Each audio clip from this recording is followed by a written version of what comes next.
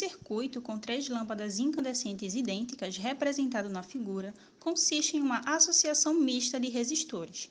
Cada lâmpada, L1, L2 e L3, é associada em paralelo a um resistor de resistência R, formando um conjunto.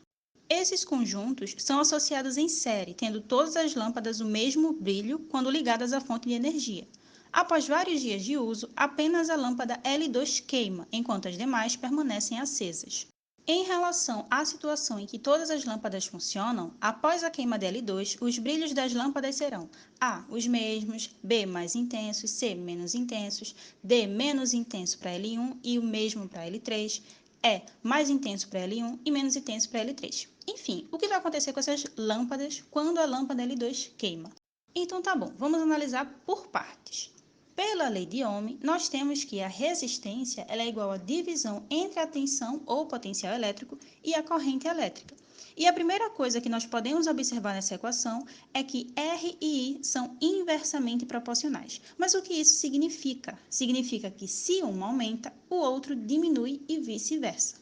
Aqui na nossa associação em série, nós temos lâmpadas e resistores. E é importante saber que a corrente elétrica passa tanto pela lâmpada quanto pelo resistor. E que tanto a lâmpada quanto o resistor possuem resistência. Mas beleza, o que é essa bendita resistência elétrica? Então, a resistência elétrica é a capacidade de um corpo qualquer de resistir à passagem da corrente elétrica, ou seja, ela dificulta a passagem da corrente elétrica. E quanto maior for a resistência, menos corrente passa por um determinado corpo. É isso que a gente vê lá naquela fórmula, onde o R e o I são inversamente proporcionais.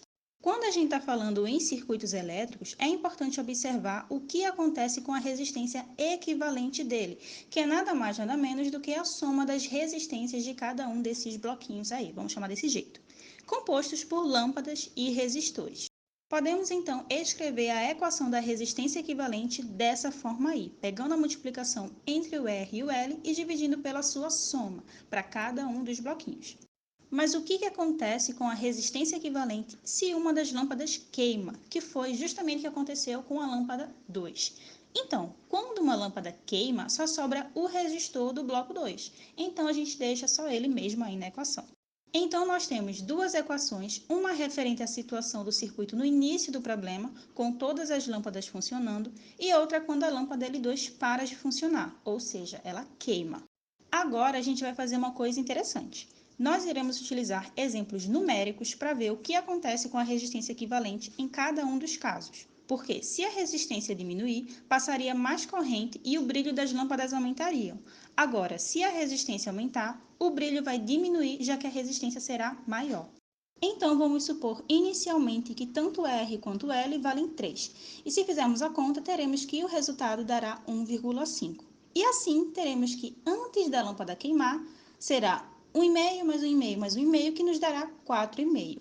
Agora, quando a lâmpada queima, nós temos que a soma vai dar 6, ou seja, a resistência aumentou. Só para ter certeza, vamos usar números diferentes para o L e para o R, para aí eu te garantir que realmente funciona.